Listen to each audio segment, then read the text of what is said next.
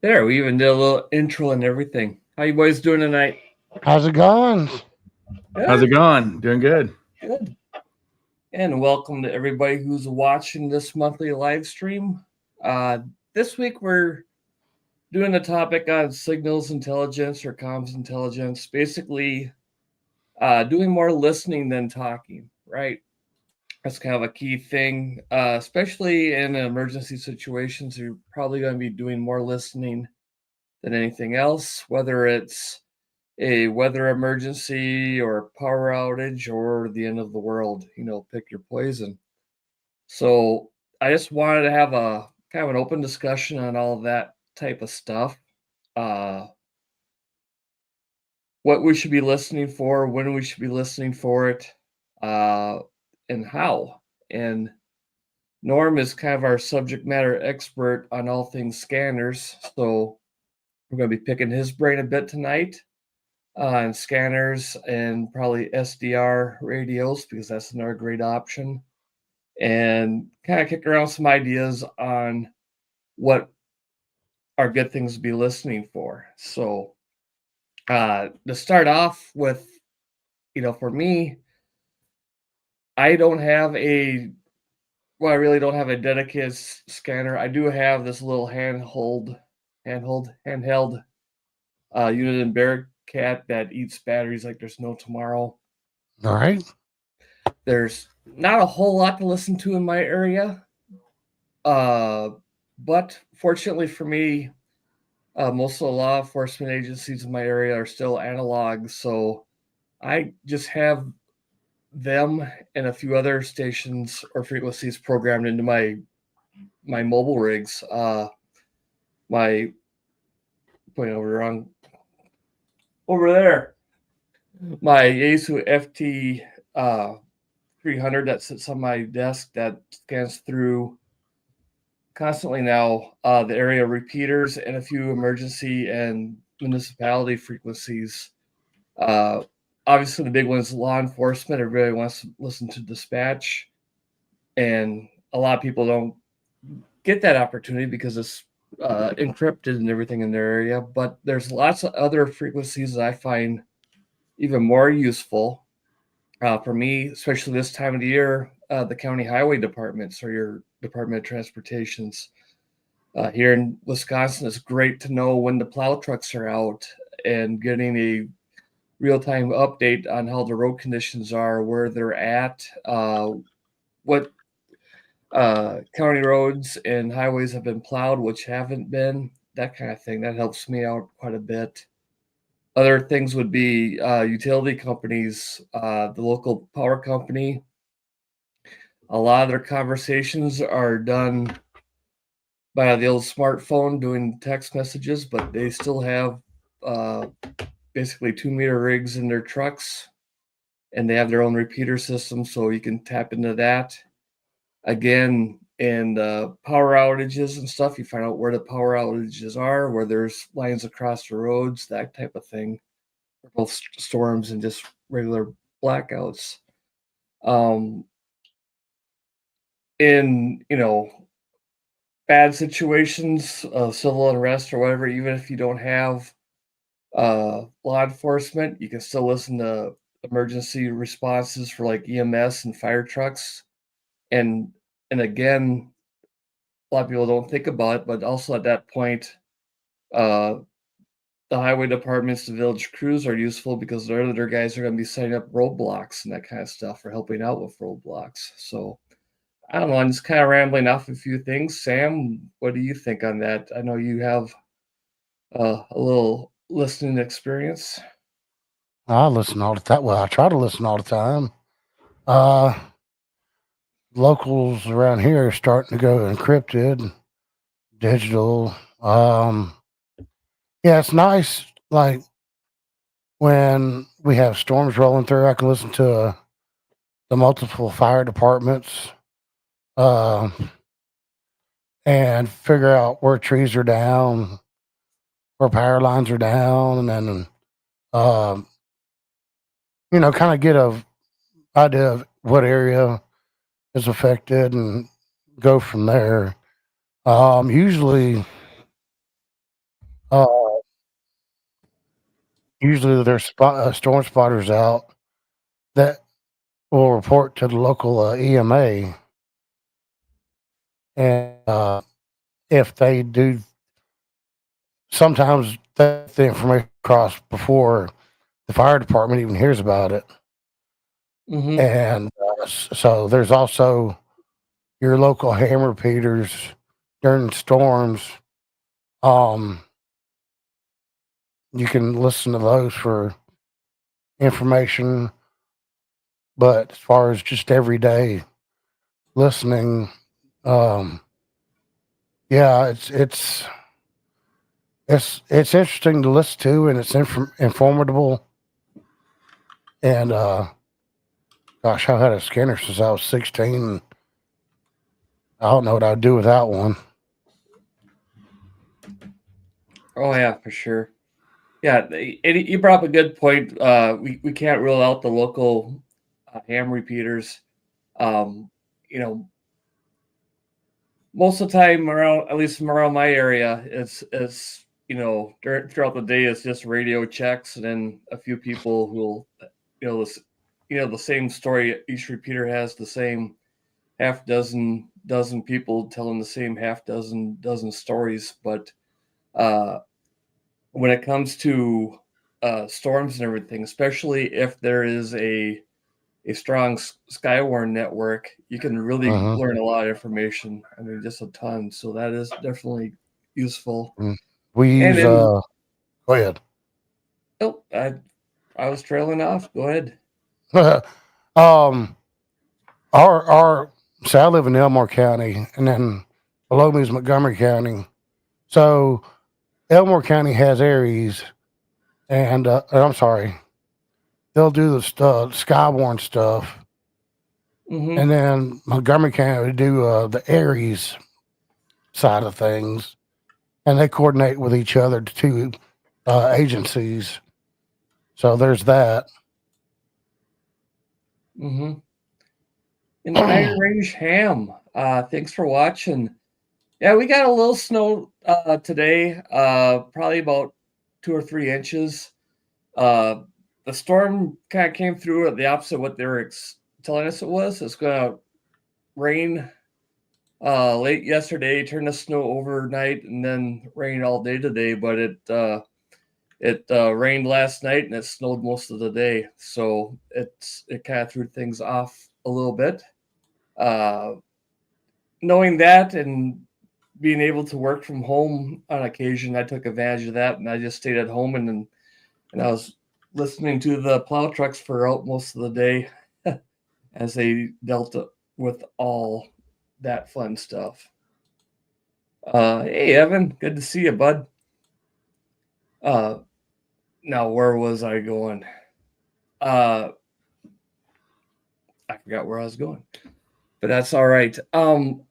Other things now, we're kind of covered the weather and your normal stuff, but there's also, if you want to go for far as a signal intelligence, for in rough situations or just general personal security, a lot of signal intelligence you can get without even a scanner or listening for a voice. You can do that with an SDR. If you want, if you guys are probably familiar with T-Rex Labs, Yeah. he recently did a video on signal intelligence, which was kind of funny. I saw that uh, not too long after I set up this live stream, but he was showing, as a good point too, just using a simple like a nano DNA, or not the nano DNA, but the nano V. Finish it for me, Norm. What am I trying to say? Nano VNA. Nano DNA, yes. Even with just that, where you get basically the scope of a band, and you can pick a wide range of bands, you can see if there are drones in the area because of the Bluetooth frequency designated for them, or if people are talking on GMRS or other frequencies, just by having an antenna on that and scanning that frequency and looking for any any signals on there. It did pretty cool where he had some of the frequencies tagged on there. So if you saw a spike there, he would know it's on channel 16 of GMRS, and he could tune to that and listen in. So that's kind of a way to keep a tabs on what's going around you, especially with drones and that kind of stuff. Yeah. You can have basically a drone detector, and then you can go into tracking aircraft as well. That's more of a SDR thing. So Norm, you're kind of the SDR, and well, both of you are SDR experts, but Norm, you're kind of the scanner expert. So, like I said, for my scanning, I just use my ham radios, the mobile that's sitting on my desk right now, and the mobile in my truck. And as we all know who use ham radios, they have the scan. A lot of them have the scan feature, and they work, but they're not as good as a scanner as far as the speed it goes through the frequencies. So if you really want, like in my case, if I'm checking a half dozen frequencies, it's probably just good enough using my ham radio as a scanner. But if I'm going to be checking multiple and then monitoring stuff that's not used quite as much, but still worthwhile, like airband and that kind of stuff, which you can't kind of going all over the place. But besides the speed, also the scanners, you have a wider range of frequencies that you can monitor too. Norm, you want to go into more detail on that? Yeah. I'll just share my screen over here. Mm-hmm. Let's see. So you brought up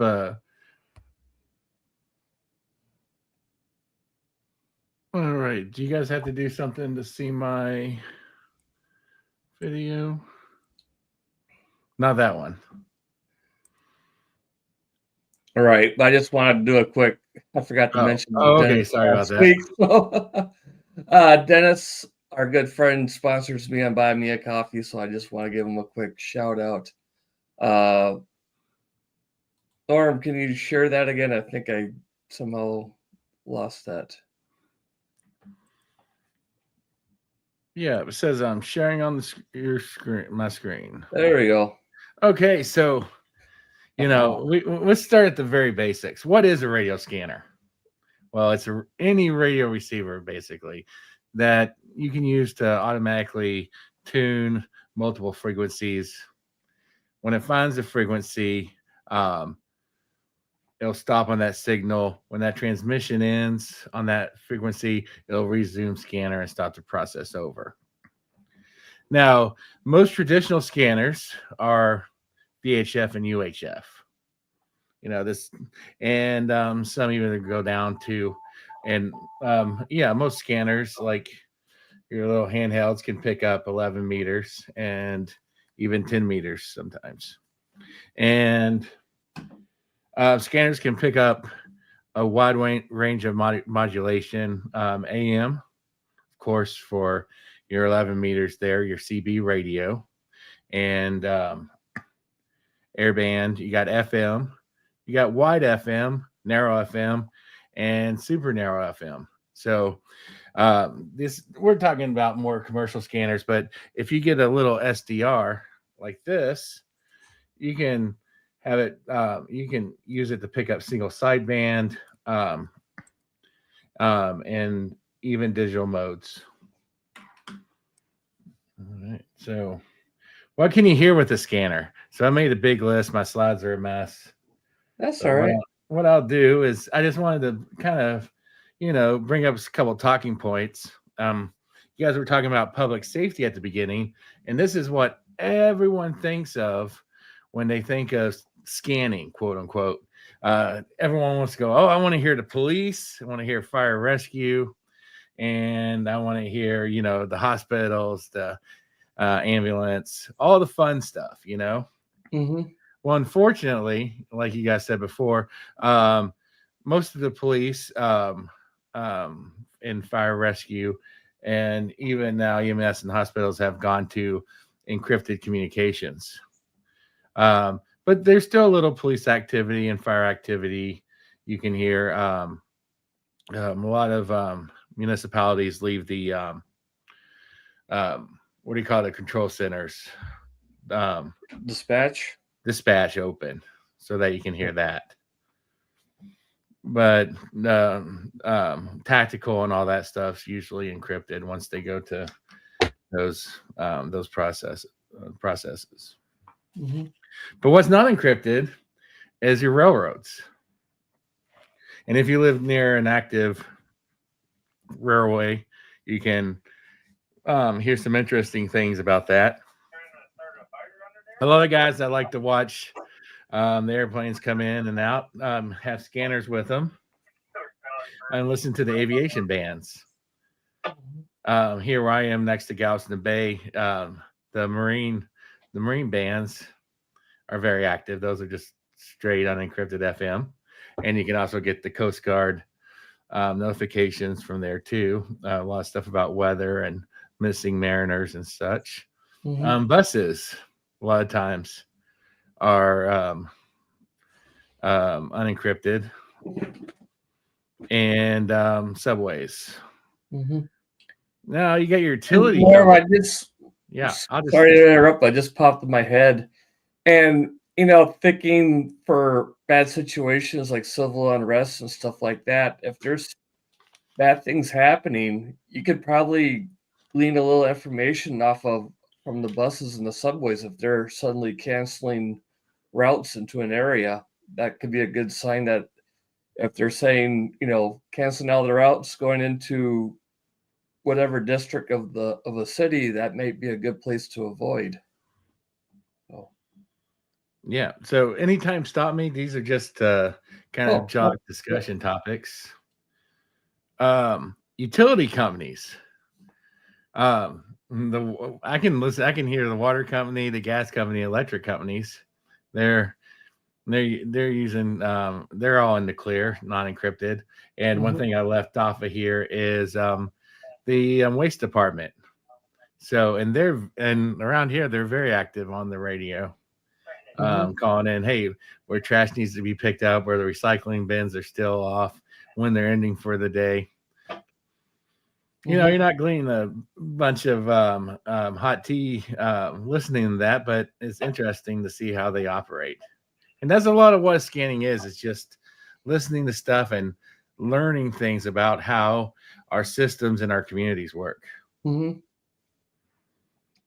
Yeah, and going back to the emergency preparedness, getting a firsthand behind the scenes, if you will, conversations on gas, electric, and water, especially if you're during a fire or hurricane or any man-made or natural disaster, knowing if there's gas leaks, power outages, like we said before, if there's road blockages because of power lines are down or they're working on a water main or whatever, that could help you out, knowing what's going on all around you, as far as for all kinds of practical purposes. And road and street departments, construction companies, you can scan for those. Sometimes they're using something as what's the MERS or GMRS, and you'll be able to pick them up. And sometimes they're just they have a licensed channel somewhere in the UHF VHF bands. All right, so here's personal radio services. Almost all scanners can pick up. Sorry about that. Oh, that was me. How do I do this? Sorry. I was trying to get ahead of the game. As you can see, we're still trying to learn how to do this in the background. Yes. So you got your personal radio services, ham radio, CB, FRS, GMRS, MERS. All of these are active here in the city where I live. Are you able to pick up a lot of activity on these, Scout, where you live? Not a whole lot. far as well, honestly, I don't scan for citizen band. Ham, there's a few simplex frequencies a few people use in the area repeaters. But far as GMRS, the only people who use that are me and a few friends of mine. But honestly, yeah, there's pretty much radio silence in my area here. I'll tell you a couple places. I found CB interesting, of course, when I'm on the road, and usually I'm just picking up the I forget what they're called. The guys just blasted 10,000 watts nonsense 24/7. But you get to hear the truckers and can pick up some good information and interesting conversations there. Behind our house, they were digging a ditch for several months, and I was scanning through the frequencies trying to find out where all these trucks are communicating, because they had trucks coming in, picking up fill and going out to dump it some other place, and found come to find out they're using CB for that. So I could see how I could listen to the construction progress as I watched out my back window of all the trucks coming and going.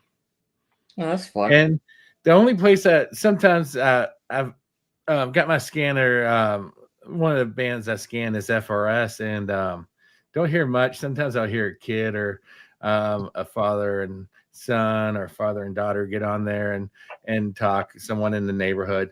But I was around the ports in Galveston where they have the cruise ships coming in and out, and a lot of families and folks take FRS radios with them so they can communicate with each other across the ship. Sure. So it was just lighting up. All the FRS bands were filled. Oh wow. Yeah. So it was nothing much about get in here now, come to dinner, all that kind of stuff. But hey, it's interesting to hear any kind of radioactivity, and that was a place I wasn't expecting, but when I thought about it, it made complete sense. Oh yeah. Media. Our news channel simulcast their audio feeds on UHF channels. Near 70 meters, so you can listen to them, and it's not what you see on the news. It is what you see on the news, so you can hear them doing the newscast, but when they break, you can also hear all the folks in the background going, okay, we're going to cut the Shauna over here, then we're going to go to Mr. B over here, and that's like late 80s satellite. Yeah, it's exactly like that. I used to do that in the 90s. I was scanning, and I had I was scanning UHF, and lo and behold, I happened to cross one of the news channels, and I was listening to them the whole time. It was great. Yeah, so yeah, you can check out, and we're going to go to radio. I think Shane already got it up, but we'll be going to radio references, see what we can see there. Commercial. Man, take your radio scanner to the malls. Take it if you can get it in. Take it to a amusement park. You'll be able to pick up all kinds of things. Has anybody ever ordered during a monsoon? Has anybody gone through the drive-through and used their wideband HT to order their meal in the drive-through? No, I have never. I've heard of people picking up on drive-throughs on their scanners and on their radios. But I never heard anybody doing that. That's awesome.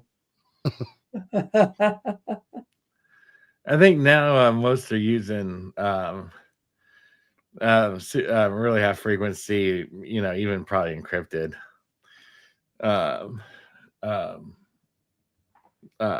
communication.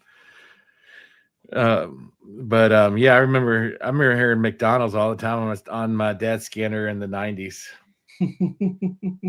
If the conditions were just right, because it was 5 miles away, and they weren't They weren't blasting it, but if conditions were just right, we'd start picking up McDonald's.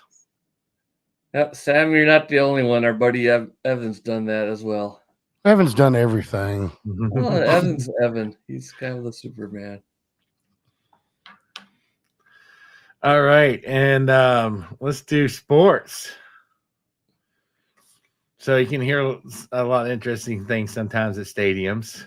Some stadiums using encrypted radio comms, but some still don't. But a big one is motor racing. Oh yeah. Oh yeah. Well, like at NASCAR, they can Oh rent. yeah. I think they'll rent you scanners when you show up there if you want. Yeah, they're all UHF. Yep. Yeah, but you can go on the NASCAR page and download the whole frequency list and take it with you. And I think there's actually been a couple drivers or a couple teams that's asked to use encrypted radio. NASCAR's like, nope, this is a big selling point for coming to watching the race. That's because some drunk redneck would get a wideband radio, find a frequency, and start talking to the driver as he's racing. Sam, you haven't done that, have you? Nope. But basically, if anyone's transmitting a signal, a scanner can pick it up. So we're talking about scanners. It doesn't have to be, one of these commercial scanners. It could be your ham radio that you set to scan, your Baofeng that you set to scan, your little SDR that you use that you attach to your laptop or computer to scan. And that'll be a future episode or a side thing, Norm, is I gotta get an SDR like that, and I want you to show me how to set that up, because there's so much that can be done. That's like a whole series of live streams and what you can do with that. All right.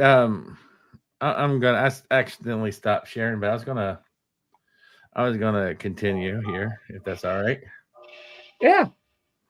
Okay. If you want, while you're getting it back on, I'll jump in and show what I was gonna show before. Okay, yeah, let's do this for a little bit. Is since we're talking about frequencies. Yeah, so it's good to be able to figure out what's in your area. And for me, one of the best resources is radioreference.com. Here you can see I got Burnett County where I'm located at listed up here. And it lists through all the frequencies that are available here for me. And to Norm's point, there's all different types here. You can see we have, I think they're listed in order of frequency here. On this thing, you can sort them out different ways. I'll go through that in a little bit here, but I just want to show you through here. You got stuff like Bass Lake Lumber. Yeah. You can hear the local lumber. Yep. Yeah. So yeah, you look through here, and on this layout here, it'll show you the frequency, the input. If there's, a lot of them are just simplexes. You can see their FCC license, a tone if it's used, so you can get a little carried away here if you want. And then who's using it, and the last time it was updated. So you can go through here and let's see, right here is Northwest Wisconsin Electric Company. That's our local power company. And as you can see, they use a repeater because there's an input and output frequency. There's no tone, so that makes it easy. And they updated their license in 2021, so it's still pretty current. But then you have the typical public works for the different towns here. Sheriff department has several different ones. There's their tactical, their jail, which they never use. They just use the dispatch line. Multiple ones for fire. Department of Natural Resources, and there's some, as Norm was saying before, some commercial construction companies. There's Hopkins Sand and Gravel. They have a frequency. The casinos have several frequencies here. Burnett Dairy Co-op has a frequency. I think, Norm, you spotted one right away. Yeah, Bass Lake Lumber, a local lumber yard, has a frequency. They have a delivery truck that goes out, so they can do stuff. I think there is, TNT Logging, a logging company. So it's pretty cool. Here, I'll back out a little ways here. So you can come into a U.S. map here. Let's go to mine. Hit Texas. Yep. I was just going to go through the color code. I think, if I remember the color code, gray is there hasn't been any changes for a long time. Yellow time, there's new changes, and green, I don't know what green means, but go down a little bit. You'll see the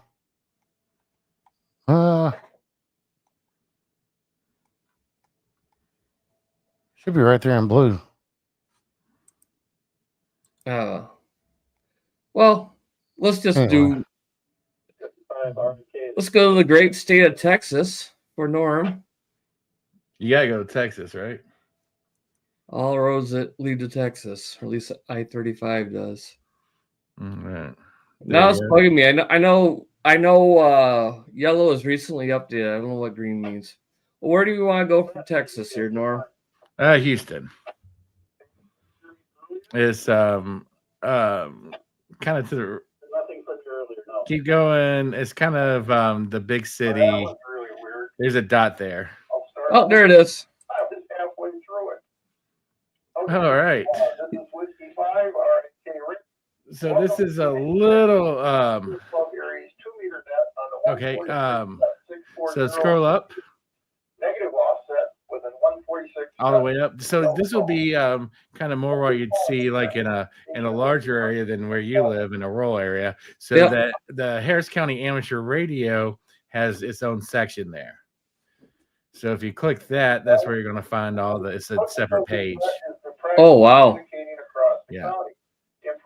So Harris County Amateur Radio, they got, looks like 1, 2, 3, 4, 5 repeaters that are designated for Skywarn. So yeah, and you see your type there. Yep.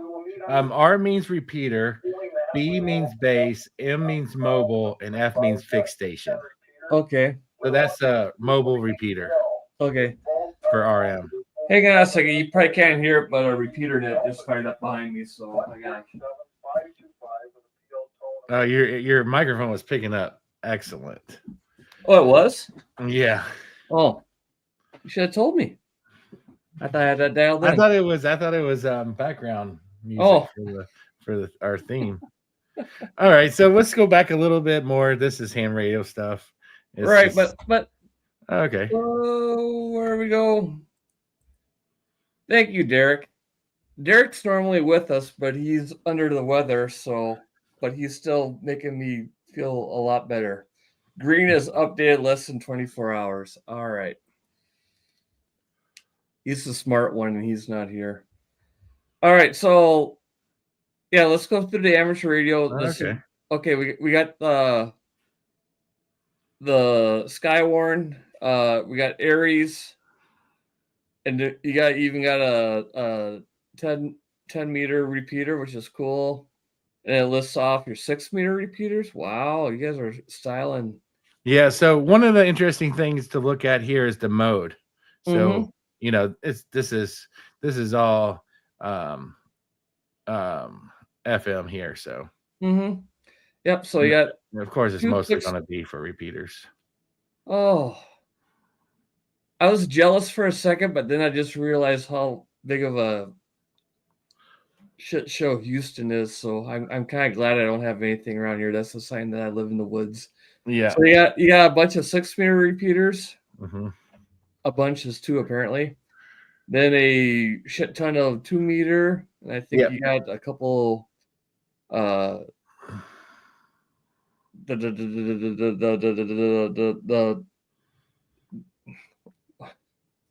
1.25 meter band.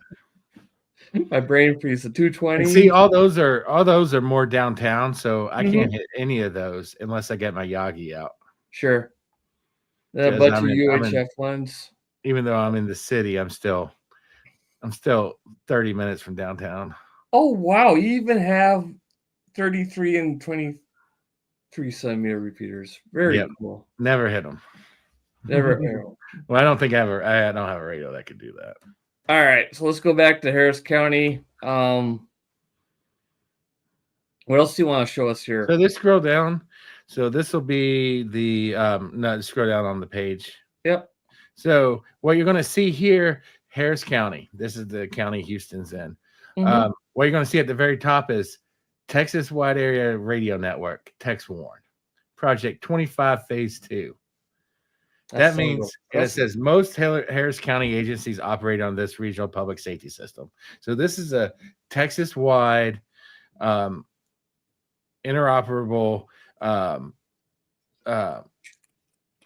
safety system that most of the public service entities have moved to. And it's Project 25, Phase 2, and it's encrypted. So what it's telling you here is you're not going to hear most of what's going on. Mm-hmm. But you can but what's listed here is there's a couple of Harris County things that are open. You've got DMR with the jail courts maintenance. That's downtown. And the juvenile detention center is using FM. Okay. All right, go down to police, which a lot of people are interested in. Again, almost, there's a lot more activity in this in the Houston Police Department, but it's all into that. It's all in that text warrant system, and it's encrypted. Never going to get to it. But what you can get to. Okay. So just so I'm clear, because I get confused a lot, as you know, and digital modes confuse me. So P25 is Project 25, which I now I know what the P stands for, and I take it E is encrypted, but there's also P25 it's truncated, but it's not encrypted. So if you have a digital scanner, you can still pick it up. Correct? Yeah, Project 25 is P25 is just an encryption, it's not. I'm sorry, not an encryption mode. It's a digital mode. Right, just like DMR or System Fusion or D-Star or anything like that. Right. It's just. I'm sorry. Keep on going. No, see, so you can still hear a few things, but here you see you get the P25 encrypted here. Sure. On the mode. I see it's all simplex. All right. So is there like okay, so here we go. Fire EMS, this is where you'd be hearing like a lot of your station alerting. We call that paging here, but that's when you'll hear a tone and then the dispatcher will say, EMS unit 1, 2, 3, 4, you're needed at the area of 1, 2, 3 Fake Street for somebody that fell down or whatever. Yeah, but that's all you're gonna get. You're not gonna hear trucks talking to each other or trucks talking to the firefighters. Sure. Yep. That's all in the encrypted text warrant system. So so just wanted, it's just a little different way of doing that. And if you go to where I'm actually from, Indiana, they don't have the text the text warrant system. They have the user safety. All right. Well, just to go back here, let me go and show you here. Here is the cleaner thing for my area. As you can see, it's a lot easier. Just Burnett County. This is all. This lets you tell you how small my area is. All the dispatch for the entire county, and that's not just that's the county sheriff's department.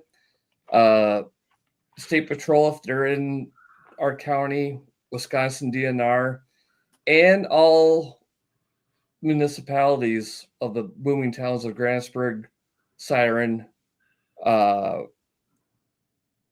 Webster, Danbury, and the tribal police for the Chippewa tribes. It's all done by one dispatch, it's the county dispatch. And at any time we have two dispatchers on duty. So there's not much activity in our area. But to your point, they have fire EMS paging on one frequency where you get the tone and it'll say, Grantsburg Fire, you're needed at whatever address, or EMS. We have 3 ambulance garages in our area, and then they have county fire dispatch, which is basically once the page goes out, all the communications are on that frequency, whether it's the EMS crew talking to dispatch, wondering where they're at, or if they need to page a fire department for a lift assist or whatever. All those communications are done there, and for us, I have all of these frequencies programmed in, and they talk on, or they use basically 4 of them: the fire EMS paging, the county fire dispatch, which is their back and forth communications, Law 1 dispatch, which everything for law enforcement's on that, for the municipal police departments, tribal police, county police, DNR, and then the highway department. The rest of them, they never use any of these frequencies. I think they just kind of got into that stagnant mode of less is more and just keeping it simple. All right, so segue to Indiana. Where do you want to go? Well, I was just going back. I was looking at your state, and your state in the larger cities, they have the Wisconsin Public Safety Network. Mm-hmm. Yeah, we go down to Milwaukee County. Mm-hmm. So yeah, every state's slowly implementing across the whole state these systems, and this is P25 phase 1. So the text warning system was phase 2. This is phase 1. They're compatible systems, but phase 2 just uses allows is a little bit more efficient and allows double the amount of traffic. Yep. Yeah. In the next year or so, talking to my sources at the county, we will be phased into the Wisconsin Public Safety Network. We just haven't got that far yet. We're an extremely rural county. I think there's like less than 15,000 residents in the county, so we're kind of a low priority. But it's going to be happening sooner or later. Yeah, there's a lot less after T.O. and his family left. Yeah. Actually, he's in the county below us. He was from Polk County. Oh, okay. I'm here in Burnett County. Is right here we got the old Indian head profile. I'm the zit on the nose. I'm right here. Mm-hmm. All right, so back down here. So to your point, it looks like a lot of it, like the emergency management is FM, sheriff car to car, that's encrypted. That'd be awesome to listen to. Yeah, it's encrypted. Yep. So EMS is not encrypted. So if you have a scanner that can handle truncated or digital modes, you can listen to EMS dispatch, it looks like. All right. Should we go to Indiana? Oh, I was just going to talk about the different state systems, but yeah, it's just a different system there. Yeah, well, you know what? Your brother's not on because he's scared of the rain and wants to hide in the house. Yeah, man, I'm looking at the radar right now. It hasn't even hit him yet. Yeah. I think the first wave is starting to hit, but It looks For those pretty nasty. watching, Shaq and Greg was going to join us, but his shack is out in his barn, and he said that he's going to stay in the house because there's some storms coming in. I've been picking on him that he was scared, but it's probably smart to stay in the house. And also, I think he didn't want to do the Joe Brett from the clubhouse and have to be on mute the whole time because the rain's hitting the tin roof of his Right? barn. But Mhm. I know Sam is here, and Sam's in Alabama. So let's Yeah, let's go down venture on. there. Let's go down there.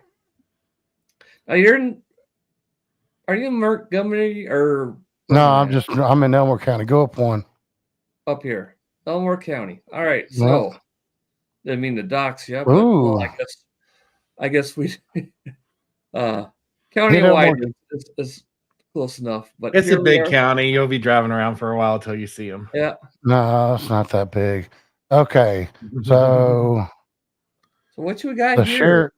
the Elmore County Sheriff is digital encrypted. I haven't heard anybody talk on the sheriff. Was that C? Mhm. And Greg just chimed in. He left Shaq and Cat to herself. So, Poor kitty. oh, poor kitty.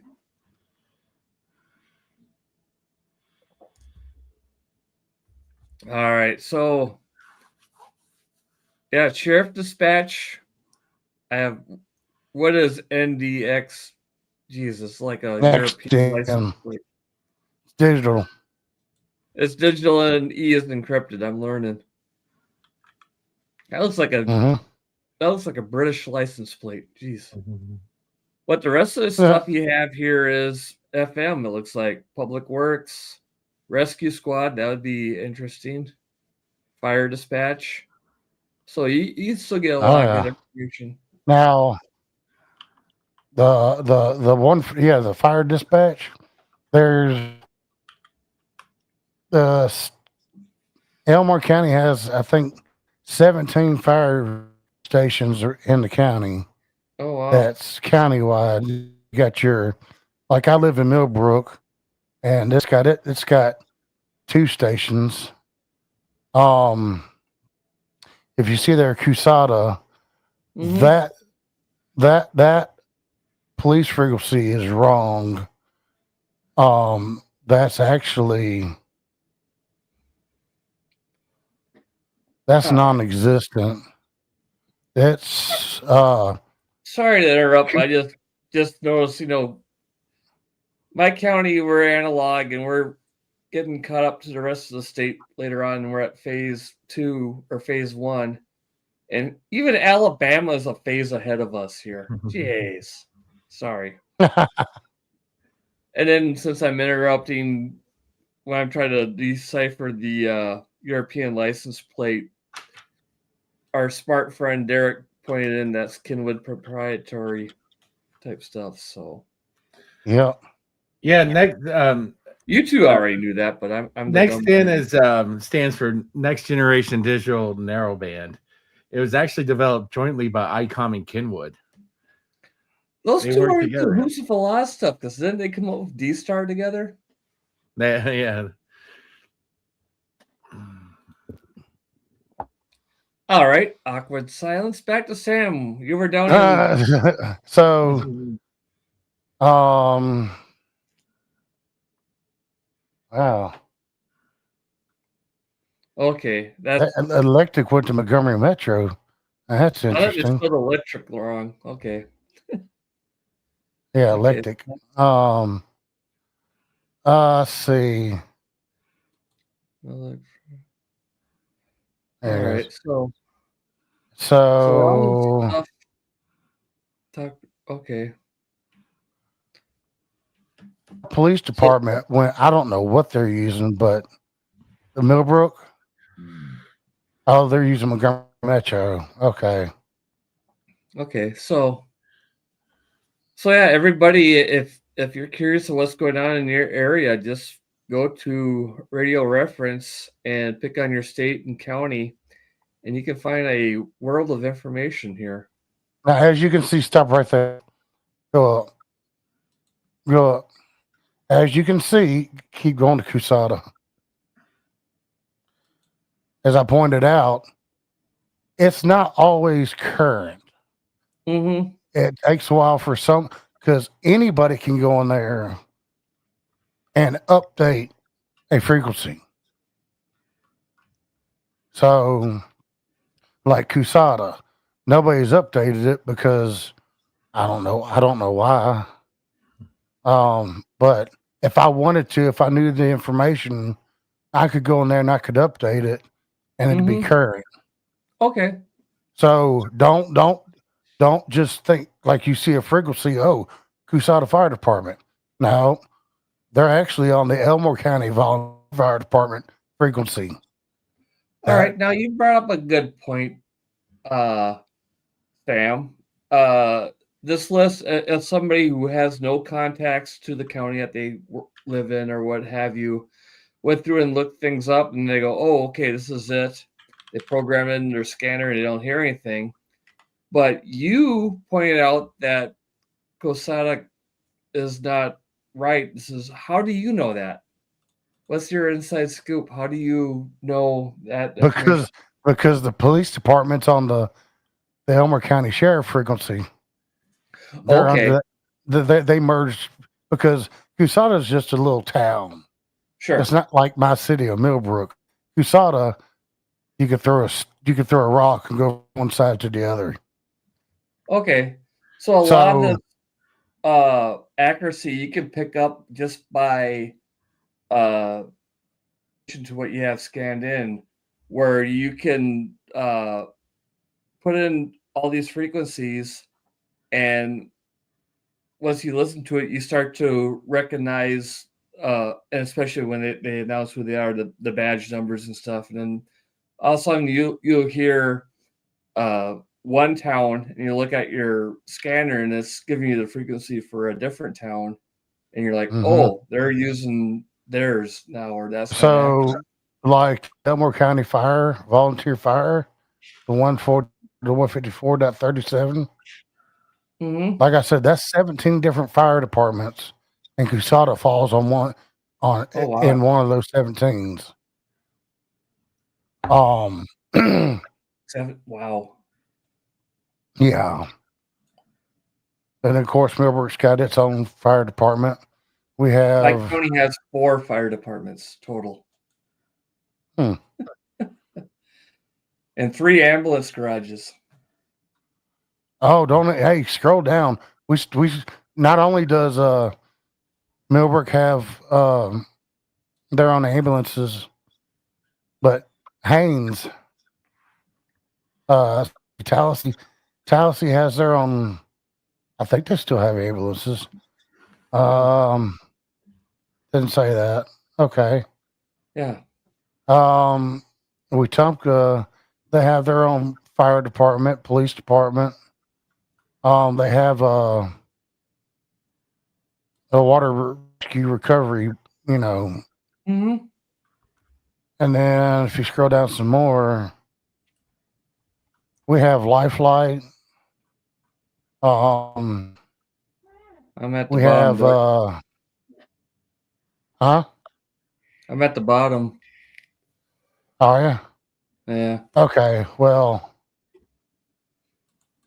that's fascinating. Yeah.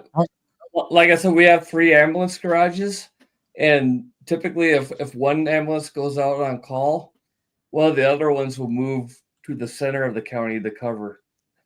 we have in Millbrook. There's 2 fire stations, one on each side of town. Sure. But they have 2. They both have 2 ambulances. Wow. The county fire departments, they'll dispatch Haynes, which is its own ambulance service. And they'll come and help them out with medical need. Cool. So there let's you look go. Let's look at Utah.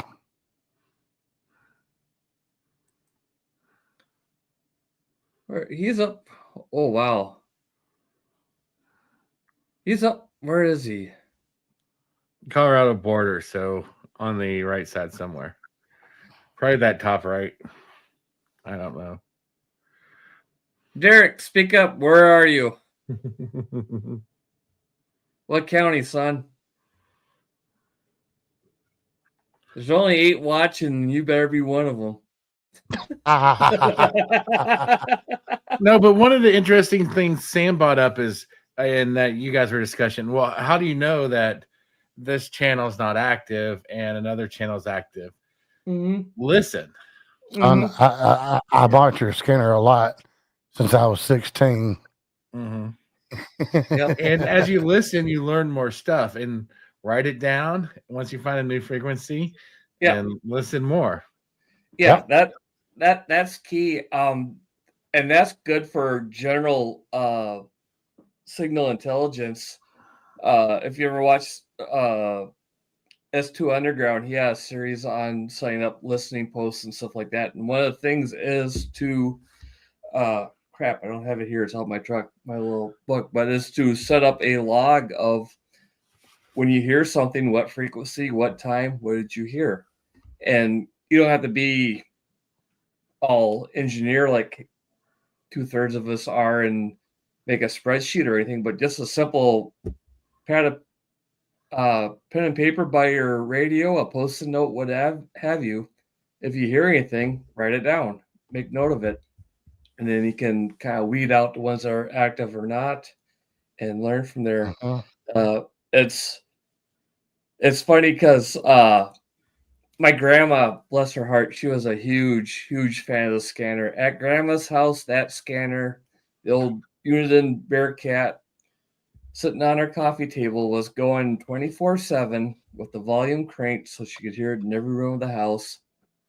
And Hmm. she had her own cheat sheet there for, you know, all the 10 codes. She had a cheat sheet for what all the 10 codes meant. And she even had uh it's like I said, it's a very small community where I'm at. It's not too hard to figure it out, but she had all the badge numbers for the sheriff, Mhm. from the sheriff through the deputy, and whose name it was, because sooner or later they'll say their name and stuff. Or, again, small community, everybody knows everybody. People figure out everything. So she had a cheat Yeah, sheet it's for. like Go ahead, it's Sam. like what I used to do. It's like what I used to do. Like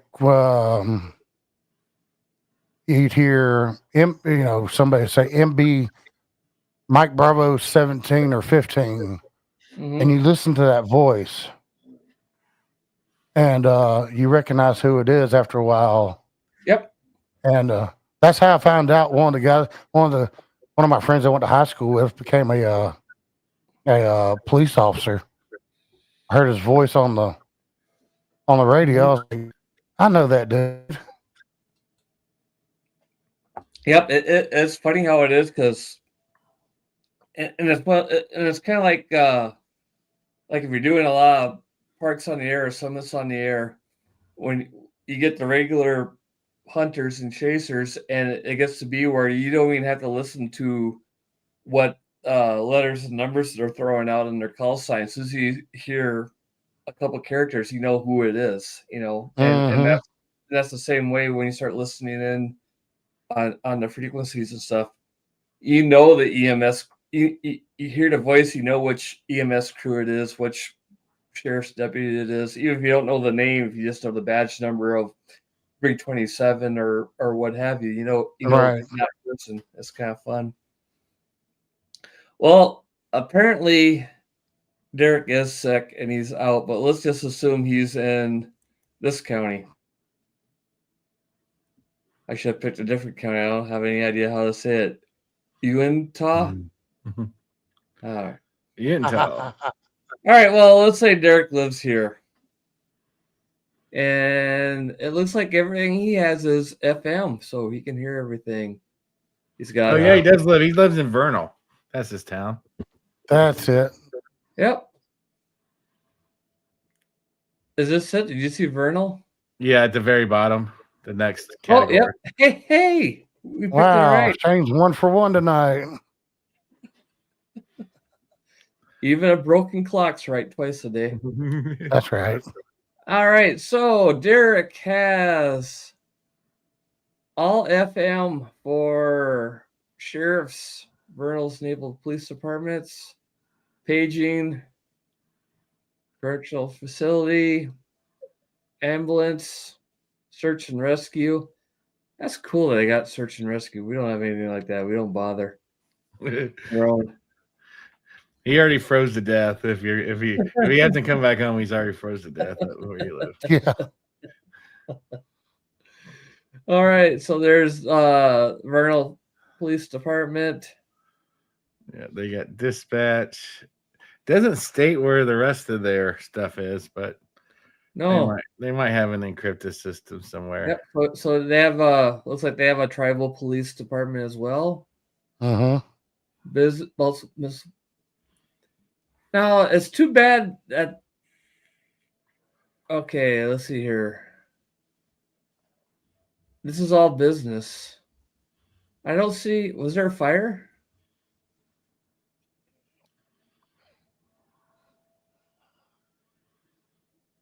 Oh, let's just be for paging.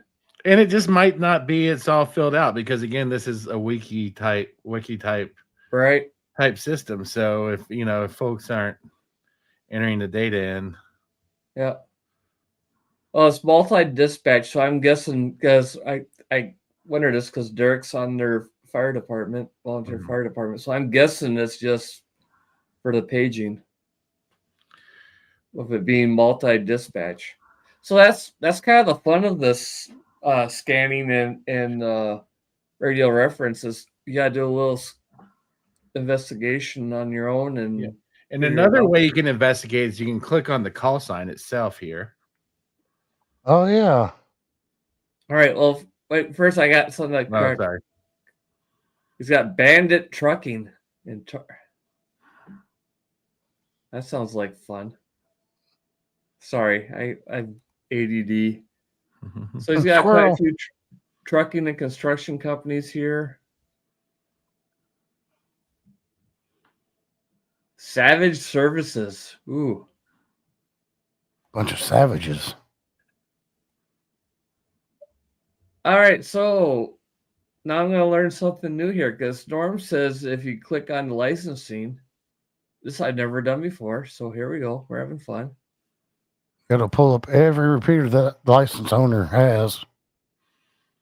Okay. Active. Expires. Oh, cool. And it shows where they are. Yeah. I forgot to mention that. Oops. Dude.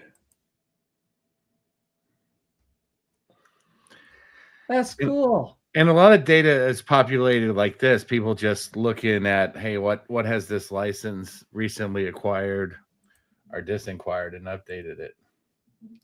Okay. All right. Well, so go back. No, I'm going to go back to my county. Okay. Shane's taking control because Shane's got ADD and he wants to know where's.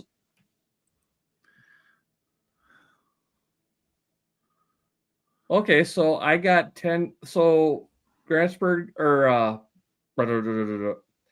Burnett County's police dispatch, they got basically 10 repeaters then.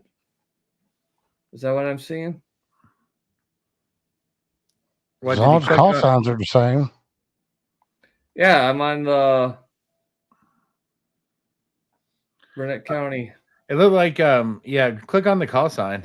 You'll be able to see whatever call sign you're looking at. I think you might have froze up on your share screen. Oh, what in the same hell? All right, let me redo this.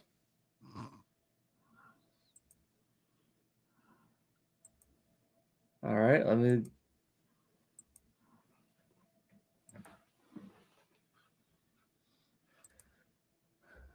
Fortunately, there's only a few people who are brave enough to. We've got 800 people in the stadium watching us tonight. You just share screen instead of just Oh yeah, so you have to go back one. Brett went through this before. Yeah, okay. So there's the 10 repeaters you were talking about. Okay, there's oh cool. So there's it looks like they have 10 slots, but they're not used. But yeah, here's the map. So I live right over here, in case there was in Western. So it just means that's the tower ID. Yep. So if it doesn't have a tower ID, it looks like it's on a tank. Number 10 is on a tank. Maybe that's a water tank, or I don't know what a G tower is, or an L tower. But yeah, G tower would be giant and L would be little. Okay. I don't know. So okay. So 9 is right by the town that's close to me, Grantsburg. That looks like it's on the water tower on the south side of town. So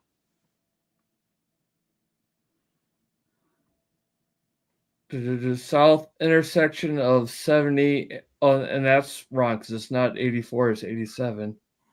So southeast of the intersection, yeah, so that's right on the Grantsburg water tower. Number 1, that's out on Tower Hill.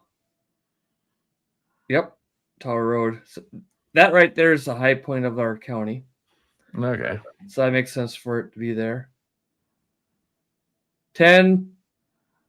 Okay, so 10, it says tank. That's in Danbury, and Danbury doesn't have a water tower that I'm aware of.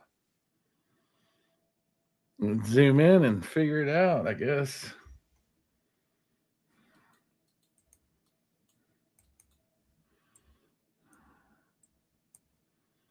Enhance.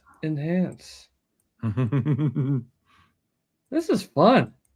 It's not an actual tank, just yeah, it's a one of those they put in front of the it's on the tank in front of the VFW. Yeah. Oh, it won't let me zoom in any farther. Oh no. Well, screw you guys. I'll go to Google Earth.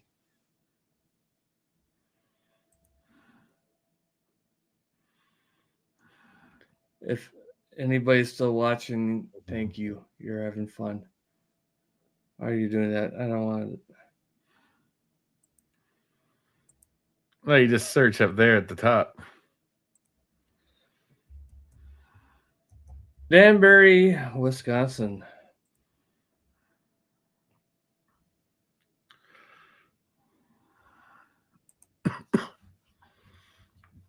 Okay, so let's go back. Where were we? Right there. On Water Street.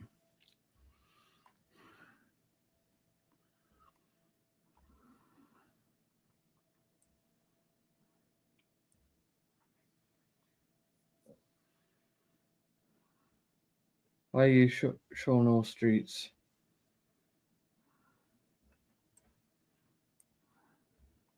Oh, it's probably right here on this tower.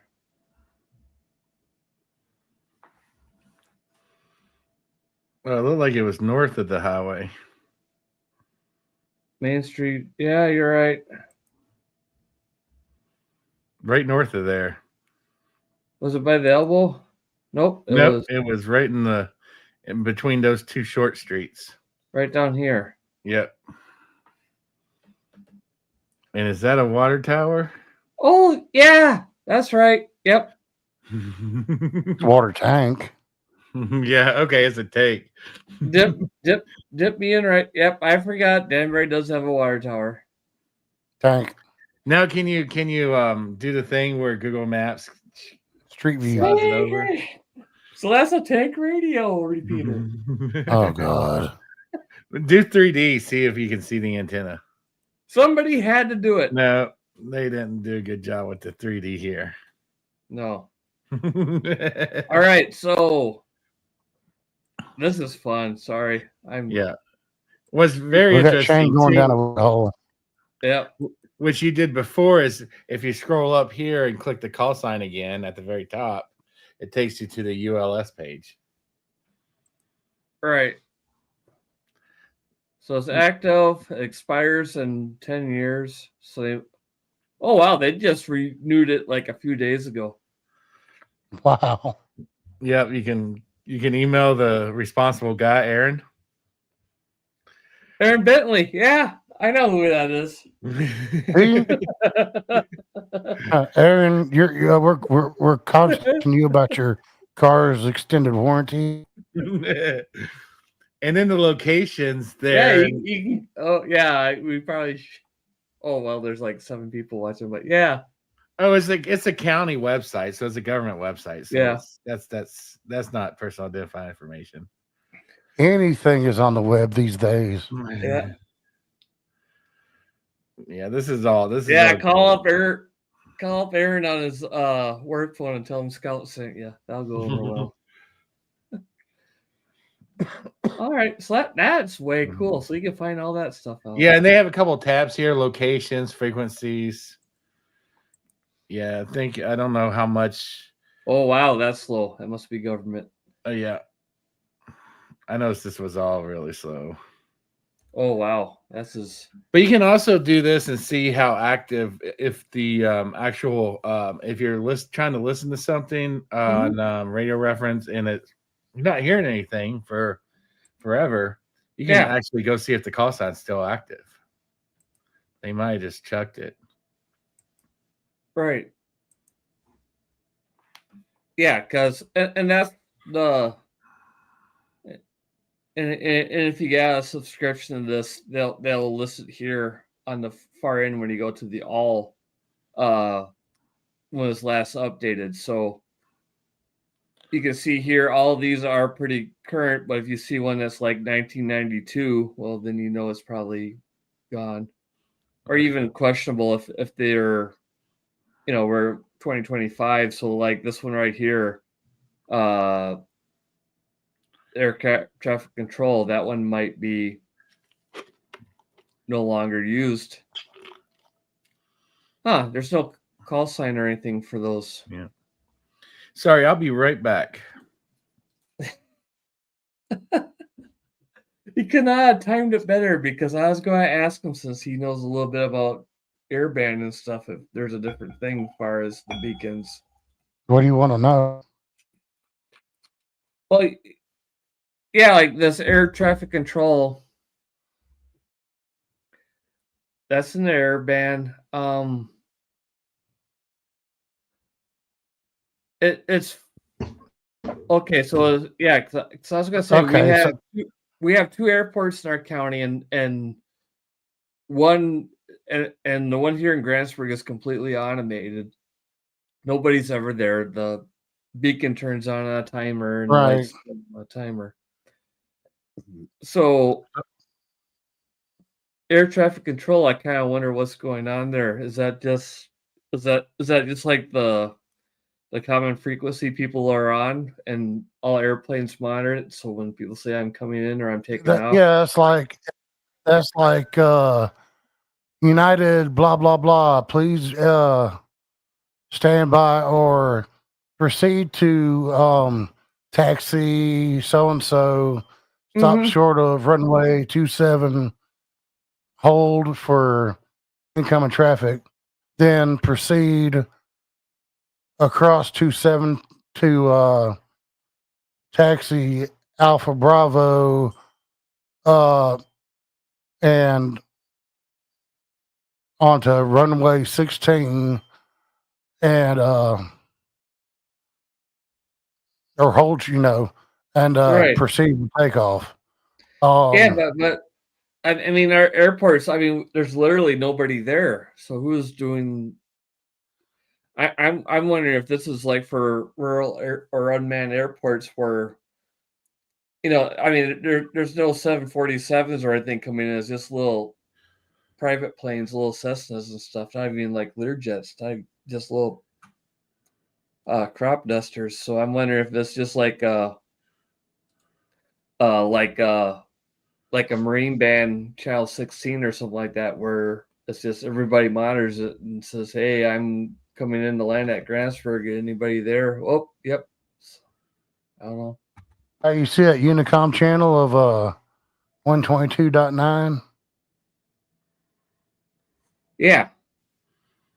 That Unicom is Norman, that right? That's like the one to monitor for Communications. yeah. All right. It's universal. It's a air-ground communications facility operated by a non-air traffic control private agency. Okay.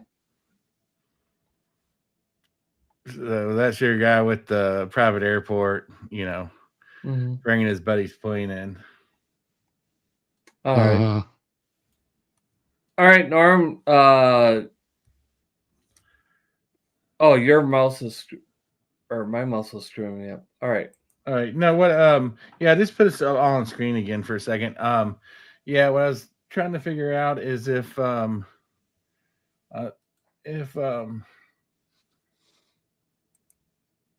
yeah, licenses. I'm just looking at. Yeah, it doesn't have. Yeah, so I don't know how air traffic control is licensed. So that's a good question. Mm-hmm. Good something for me to Yeah. I don't look know if you're into. listening to us while you're off, but Yeah, you know, that's why I said that because yeah, because my we have two airports in the county, one in Grantsburg, Wisconsin, one in Siren, and neither one has a air traffic control staff. I mean, Grantsburg is literally nobody is there. There's not even a gate on it. You can literally drive down the runway right now if you wanted to, which I've done in high school when we used to drag the race there in the middle of the night.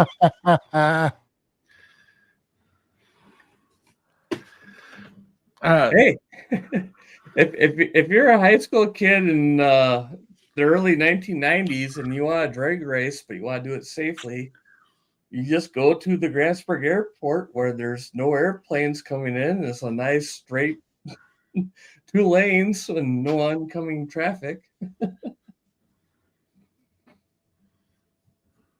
The statute of limitations is up on that, so I can say that freely. Amongst you two and our 7 friends watching us. Yeah. All right, so yeah, here we go. This is Norm, you're reading my mind.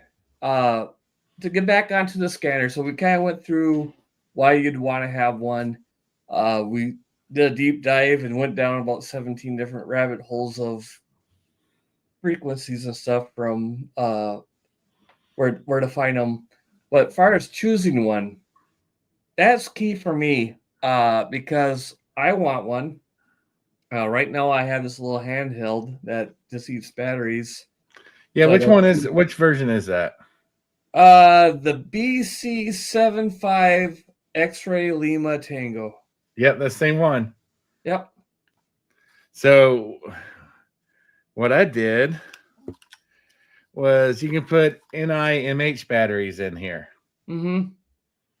They get off Amazon. You can't put lithium rechargeable, but you can put rechargeable NIMH batteries. You can't put lithium rechargeables in here? No, the voltage is slightly different for lithium. Oh, son of a bitch. I just ordered some for it. You might want to double. Yep, I see here. What does it say not to? I know some scanners do. I don't know. No. I was just assuming this one. Let me get my old man cheaters here. Yeah, I got the switch for alkaline and NIMH. Yeah. And there's a little switch in there. Yep. That you can switch between alkaline and NIMH. You see a little bitty switch at the bottom of the battery pack underneath the batteries. Yep, let me get all fancy here on us. Oh, okay. And I don't have the lighting. Yeah. You just get more light. Yeah. So basically, what that does is if Hey, you I have, just figured out I could use my other camera now. So next live stream, I'll have some lighting there. you order a light. So all that does is prevents you from, if you have alkaline batteries in here, Mm-hmm. it prevents you from accidentally charging those. Sure. So yeah, and then you got a charging port on the side, and this is actually USB. I must have an older one because I only have. Oh no, it is USB, old school. Yeah, old school. Yeah, so this is not cutting edge technology. So all right, so I won't use those. Yeah. So let's look at But yeah, let's go down. Like I said, I got this guy that chews through the batteries that I don't use. I'm currently using my ham radio as a scanner, which works, but it's not as quick as it's very slow. Yeah. possible. What should I look for a scanner? Like I said, right now everything is analog.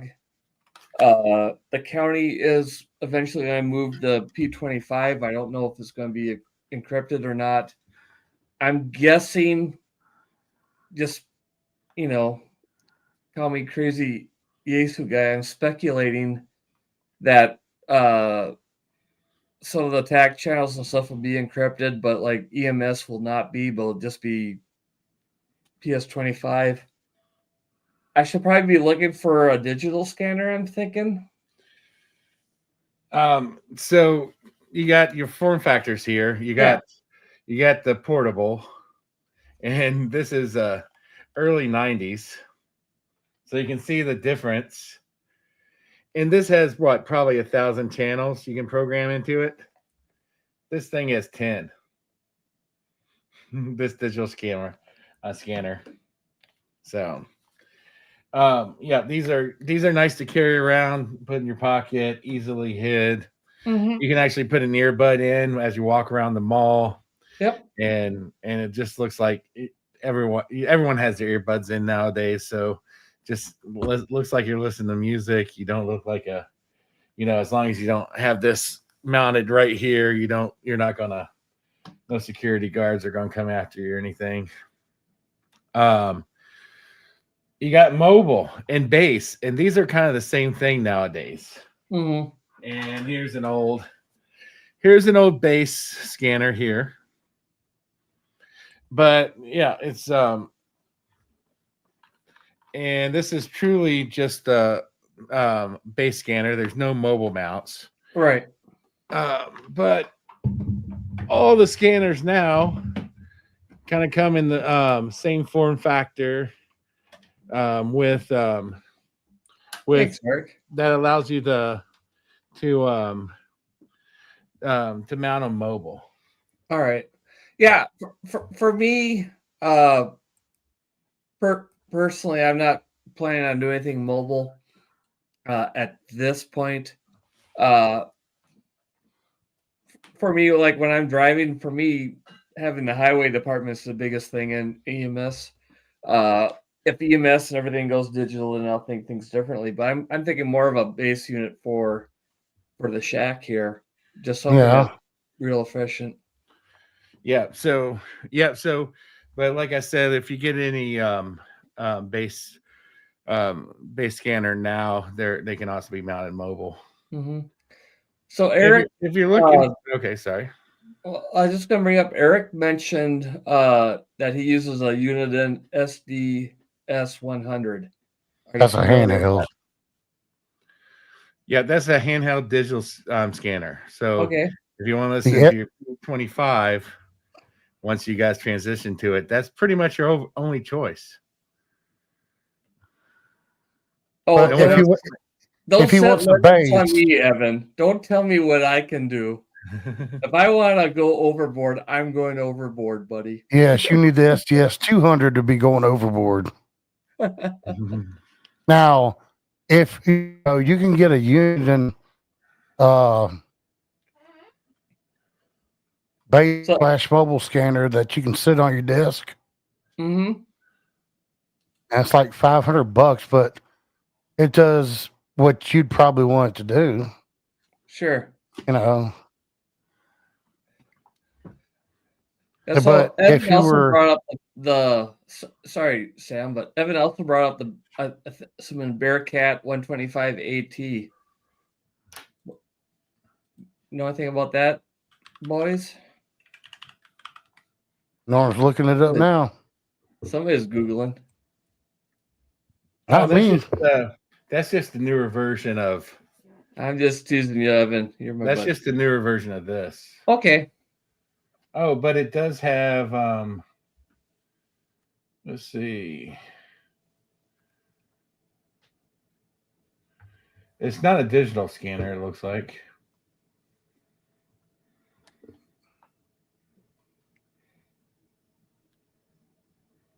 It's just best to go digital. It's non-digital. Or get it. Yeah. So what Shane was doing, right now, with Whistler stopping production on scanners, United's the only one making them. So yeah, that was something I was going to want to talk about tonight. The selection has gone down quite a bit for us manufacturers. Yeah. And I suppose a lot of that's due to everybody's going encrypted, so it's like, why bother? in fact, Whistler was making the same radios for the past 15, 20, 25 years. All right. And so let's go for my situation. You know, a lot of what I listen to is analog. It will probably forever be analog, like the local electric company and stuff like that. You know, there's no incentive for them to go. Our county's going digital. And from our examples I've seen from Radio Reference, looking at your county, Sam, and your county, Norm, that some of it's going to be encrypted, which is the way it is, but a lot of it won't be. Like a lot of the EMS and stuff will be good. So I'm looking for something good for the shack here behind me. I keep forgetting to point the right hand when I'm looking at the camera. Sorry. But for the shack behind me, something that can sit on the desk, something that can be 12 volt, that can clip off, just be your typical ham and clip off the power supply that they give me and put Anderson power poles on, plug it into my system. Something that's not going to break the bank because as Evan points out here very well, that I don't want to break the bank and I don't want to go overkill for my needs. What would be a good entry level analog digital scanner that would be good for my shack? Now, do you want a desk? Or you want one you don't want a handheld? You want like a base/mobile setup? That's pretty much what you're going to get, is one that goes base and mobile. That would be fine because that would keep my options going. Chances are it'll just sit on that desk or on that shelf and do its thing. I've got mine on my 991A, and it's base or mobile.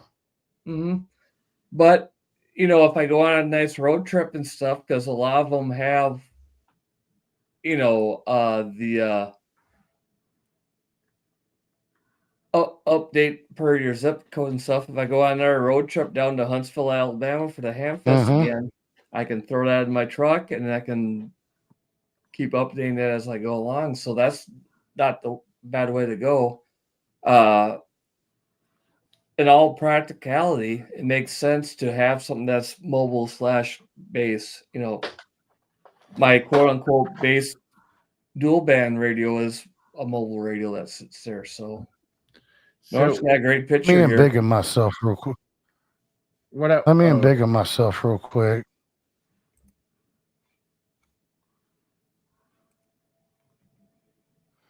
So here's the, your standard CB plug with it's got positive, it's got orange for the light, the LED backlight, Okay. that's got the negative. Sure. See, right now I've got it running 12 volt. I mean, wall plugged into my house, but I could take this and wire it into my truck. So if I wanted to switch it out, I just take it to a truck, pop it in this, and then I got power. But if you wanted to do 12 volt at the house, then do your 12 volt. But if you wanted to run the wall plug, use the wall plug at the house, power, and then hook this mobile harness inside the trailer or wherever. Right. Yeah, that makes sense. I like that. Yeah, that's kind of where I went with, being a ham. We Anderson power pulled everything. I'd take that wire harness that you have there, and I'd put a Anderson power pull somewhere in there so I can just boom, boom, boom, boom. But Norm, you were going to show something here. Yeah. So here's my scanner stack. That looks so damn cool. That I use, and this is one of the reasons I like the old scanners with knobs and everything. It's just it just looks cool, and I like touching things. But for a analog base scanner, the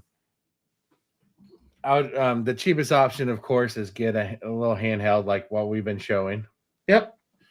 Be had for around $100.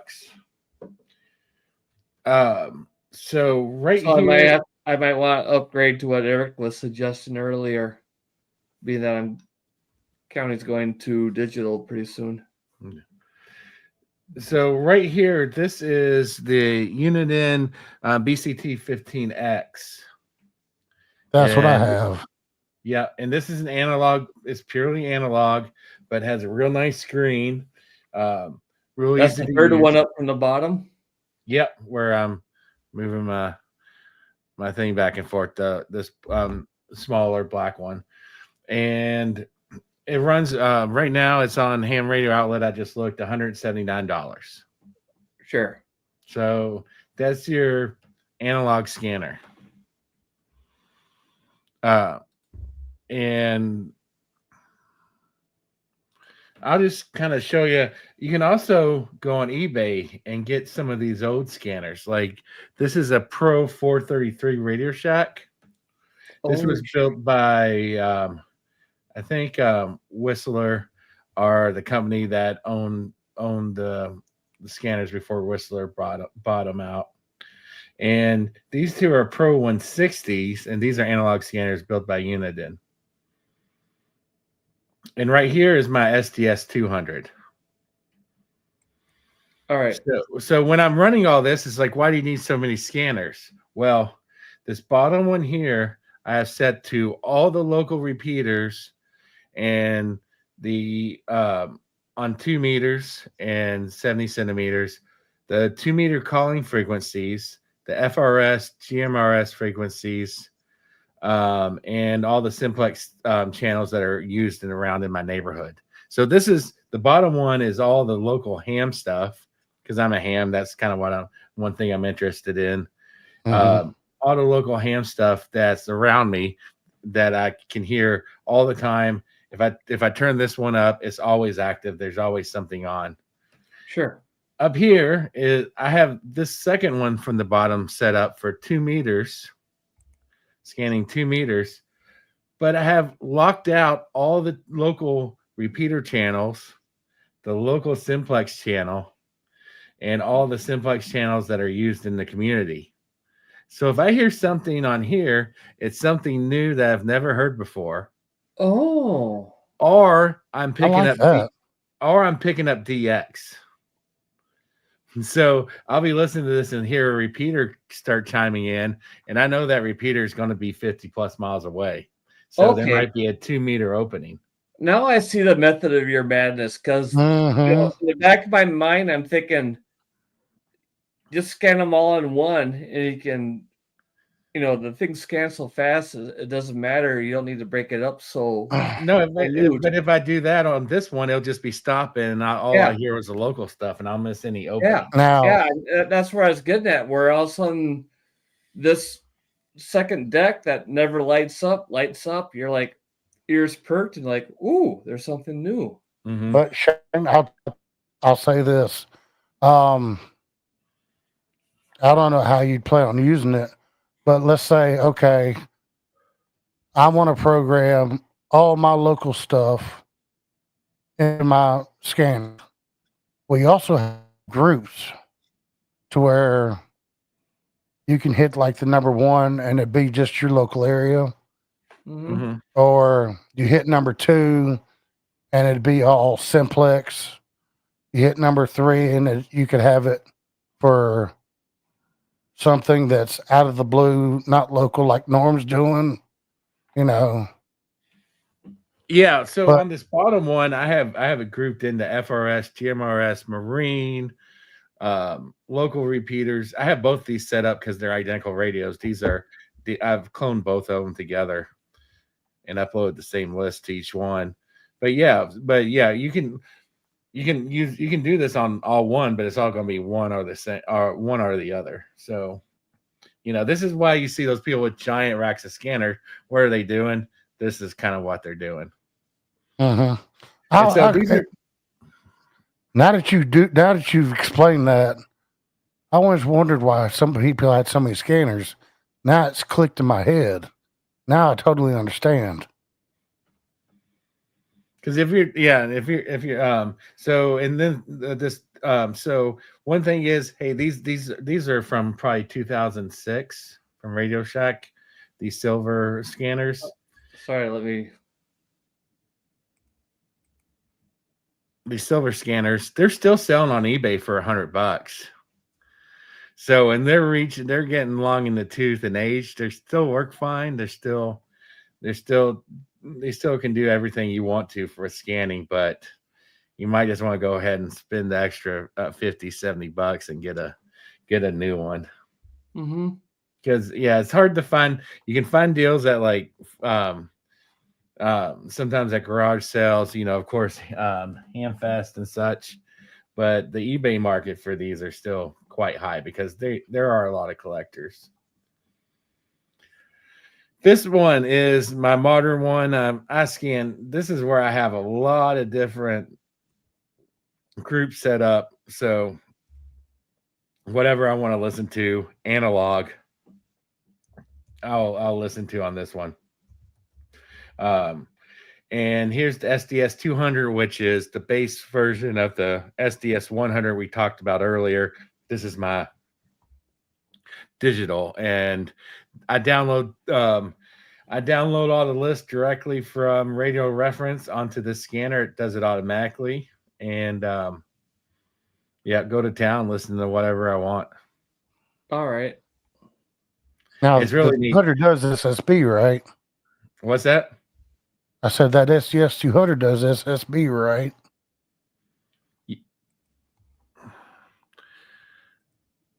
I've never tried it. Okay. But Ed's in the house. Now we Oh boy. Now we gotta behave. Hello, Ed. Thank you for joining us. Howdy, Ed. All right. So, Norm, say again about the SDS 200. It does not include single sideband, according to my first quick search. Okay. All right, I lost you guys. Well, we just saw your sailboat there, so that was okay. cool. I'm sorry. So what were you saying, Scott? Good thing I didn't have something worse behind there.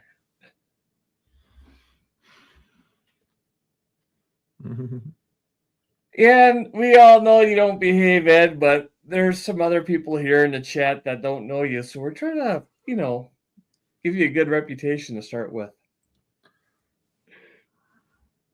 All right, so tell me a little more about this SD200. That might be something I'm interested in if it doesn't break the bank or bake it. It's $700. Oh, Jesus Christ. All right, what's cheaper? Yeah. You hear I that think for the five? SDS 100 is $50 cheaper.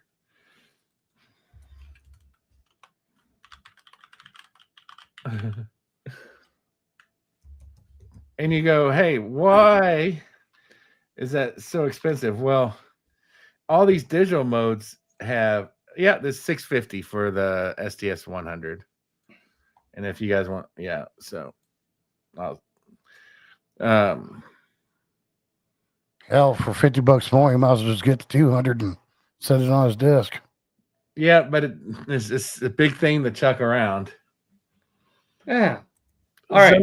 Sometimes when I'm on vacation and stuff, I kind of wish I had the 100 so I could listen to local digital stuff. How about this guy? This is not cheap, but still close. I could save up for this. The Uniden, oh my gosh, too many. That's a European license plate. Digital mold, $400. What do you know about that guy? Is that something that'd be worth looking into? Yep. It lacks the nice screen, but it's an Amazon choice, so it must be something. Let's see. It's got the close call RF technology that I like because it'll let you know if anything near you pops up. It has P25 phase 1, phase 2, so plus they don't encrypt it, I'm good. Same weather. Well, I looked into this one because it has a GPS receiver, so it'll automatically update if I move my location. Yeah, in the the SDS 200, you have to buy your own and GPS receiver for another $60-$70 and plug it in. Yeah, Shane, that's the scanner I was going to look into to replace my my 15X. Perfect. Sam, you buy one and then let me know if I should. I was hoping you'd buy one. Let me try it out. Oh, okay. I mean, you work and all and do the YouTube hiking thing. I sit at home. I could play around with it while you're at work. All right, let's see here. Okay, size is 11, so it's 11 by. Okay, so that's a decent size. It's small enough to move around. So, what do you think, Sam? Is this something I should look into? That's what I'm wanting to get.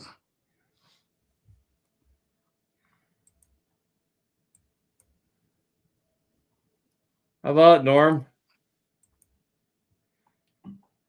Yeah, I think in a rural area it would be fine. One of the things the SDS 200 does well is so these public systems, these public 25 systems, they work off of repeater systems, and they're all on the same frequency simultaneously.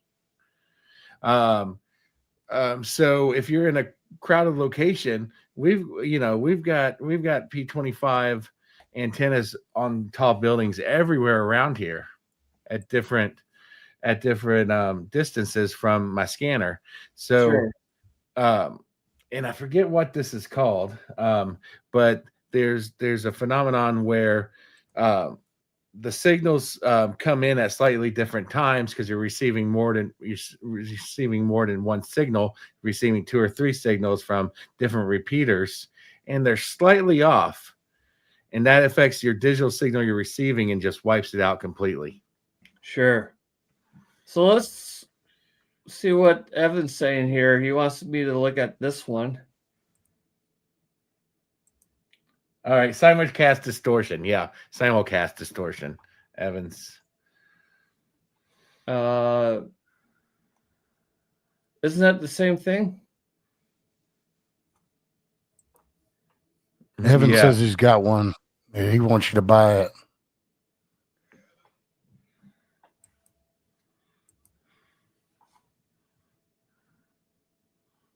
Oh, why don't you buy the one I have? He meant that literally. I was thinking is buy the one by the model I have, but he wants okay. Yeah, if you want to sell it to me at a deal, let me know. Question is the serial number scraped off of it? Oh, let's not pick on Indiana, Evan.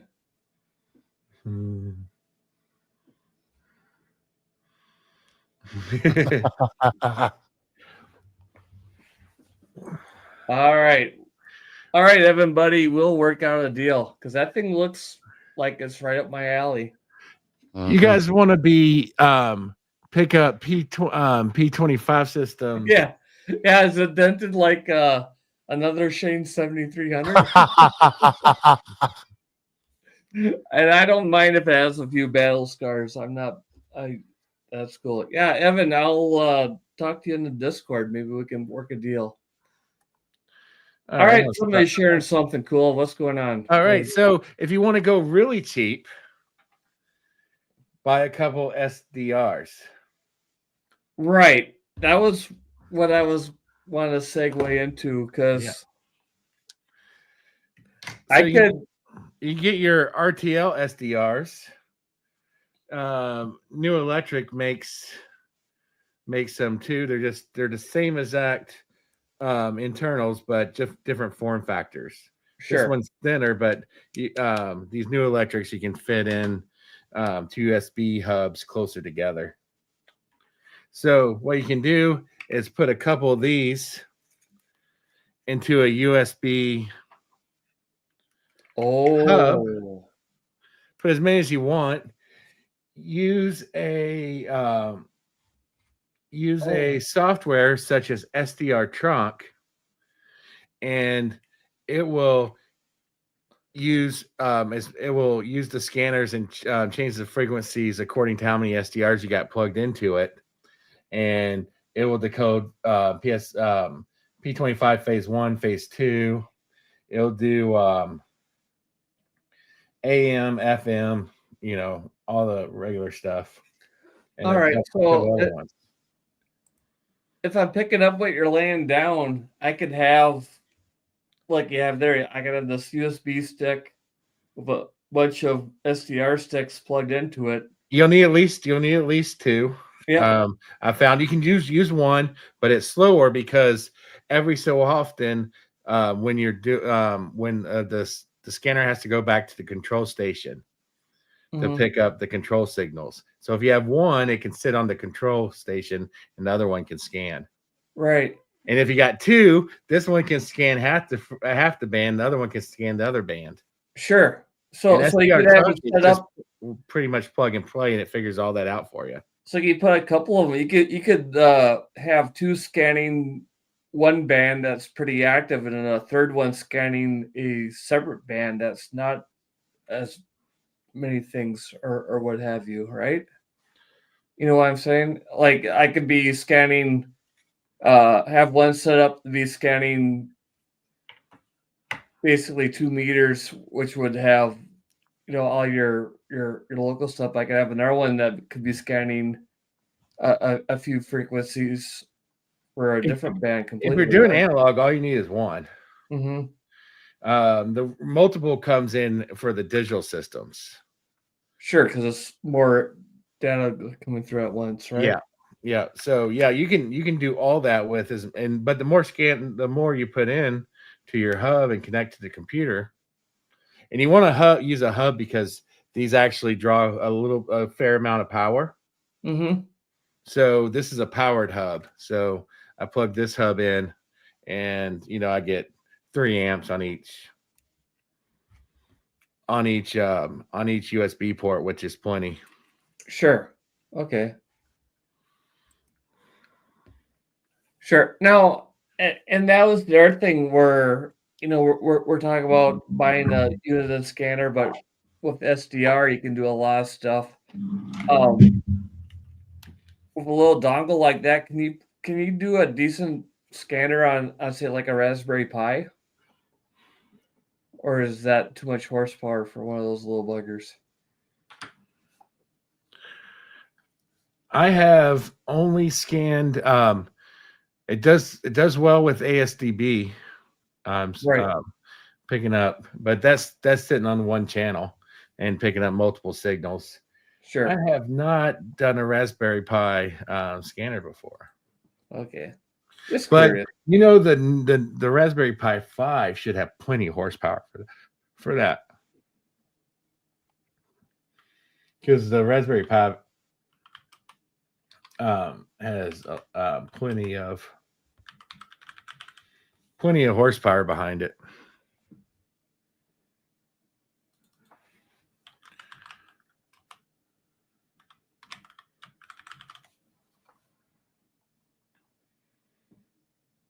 And just a quick search, and apparently there's plenty of information out there.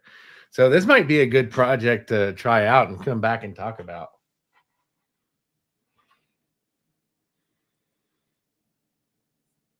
Yeah, for sure. That'd be a fun one to do. Just for the heck of it. I would like to, yeah, and that's another project we talked about before. I'm staying up later than Greg. I'm staying up later than Greg. Or maybe he ran down to his basement because I know they had. That's true. Storms are coming. No, that could be a project to set up because hang on, where did it go? Yep. I was gonna bring this up last time, but you weren't on with us, Norm. But Norm did send me something I just dropped on the floor for a present. That's just part of it. A Raspberry Pi kit here. I think it was a 0. Yep. Yeah, So- 02W. So we won't get too carried away. But we're talking about setting up like a ham clock. Maybe we could put the I can't remember the acronym now off the top of my head, but the air traffic watch thing on there. ADSB exchange. Yeah, that's the ticket. Maybe Yeah, we could do definitely. that for another stream.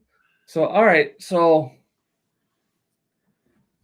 what we learned tonight is there's a lot of information on radio reference where you can dig through and find out all kinds of stuff, even down to where repeater locations for your local municipalities are, which is really cool. And the rabbit hole I'm going to go down deeply probably tomorrow night. Scanners are a lot of fun and can be useful in many, many ways, both for a preparedness and emergency situation type thing and just for the plain fun of it. You can do a lot of scanning with just your regular ham radio, but a dedicated scanner is a little bit better because you have more channels you can lock in and a faster refresh rate and amongst other advantages. And you can do a lot with a software defined radio little dongle that plugs into your laptop. Anything else you want to add, Sam? Well, I use the web-based SDR now. With that, if you want to know if your ham radio is getting out, jump on the web or Google web SDR and search for a online repeater or online source. See if I'm making it from Alabama to Wisconsin or whatnot, or Alabama to California. That's a good way to test your check the band, test your signal. Mm-hmm. As far as the scanner stuff, depends on what you're into. If you just want analog and that's all you have in your area, handheld will work fine. If you're like me and Shane, we want that unit in, because some of us have digital in the area, or you could be like Norm, just have stacks on stacks on stacks of multiple scanners and monitor the world. Norm knows everything. He hears everything. What I think it is, yeah, I agree with Sam. What it's about is finding your. It's a niche, and there's a bunch of it's a niche hobby, and there's a bunch of niches within this niche hobby. Mm-hmm. So you might just want to listen to the aircraft. You might just want to listen to, rail. Mm-hmm. You might want to just listen to ham radio bands. Or you might want to ignore those guys on ham radio anyways, because they're just talking about the weather. Yep. And want to actually hear or their radio. Want to hear public service stations. Yep. Or you get a storm in your area and you're sad but you still want to be able to monitor the bands. You can turn on a scanner and listen to your CBers and ham radio if you got the money for a STS 200 or even a ECT 15X. Possibilities are endless. Yep, for sure.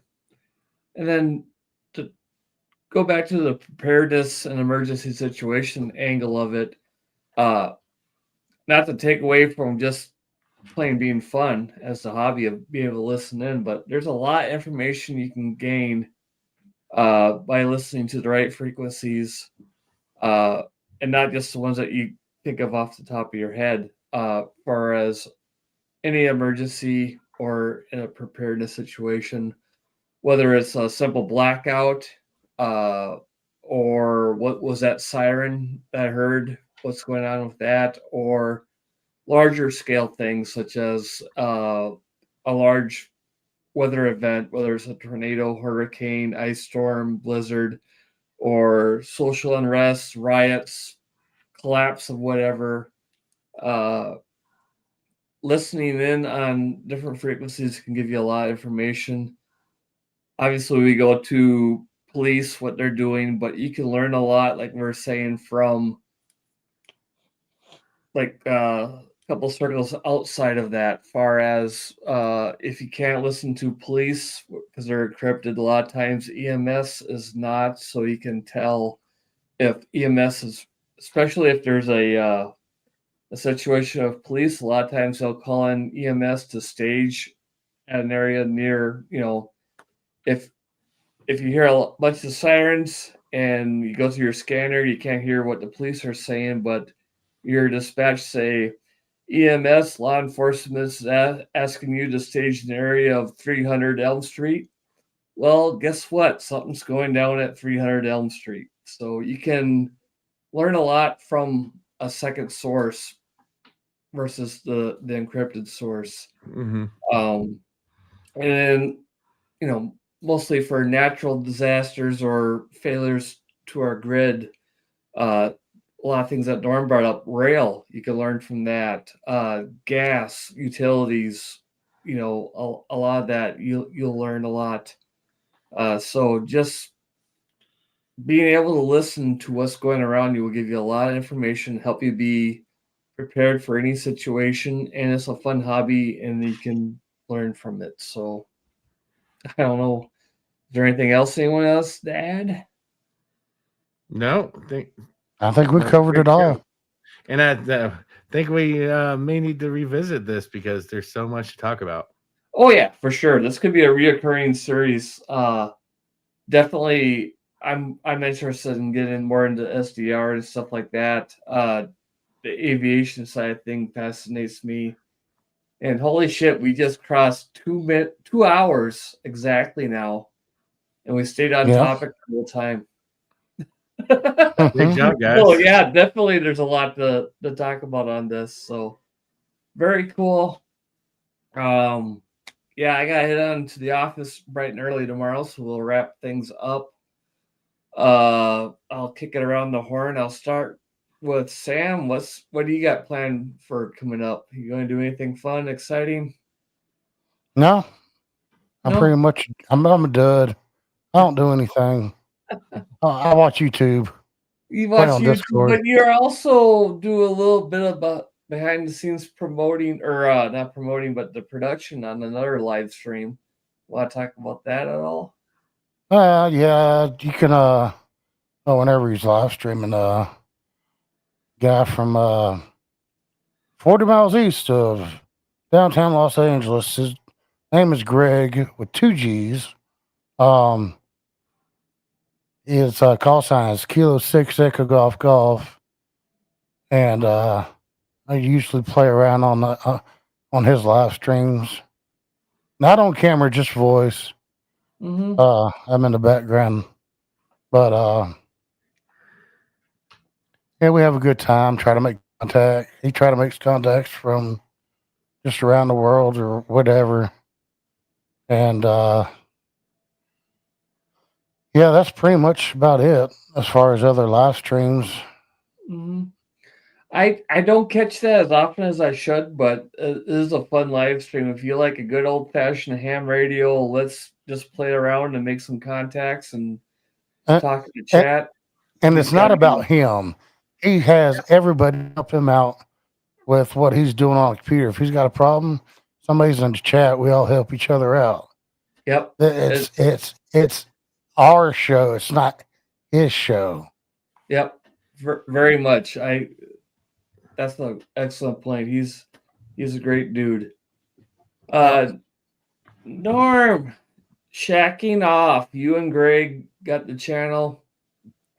You're pretty much a one video a year type of deal now. At this point, yeah. But no, just thanks for having us on. Yeah, I'll be around. Yep. Yeah, you guys are. You don't put out a lot of videos on your channel, but when you do, they're good. Lots of fun, as you expect from a channel called Shacking Off, but there's some informative stuff too. You have some great stuff on some of the Morse code keys that you have.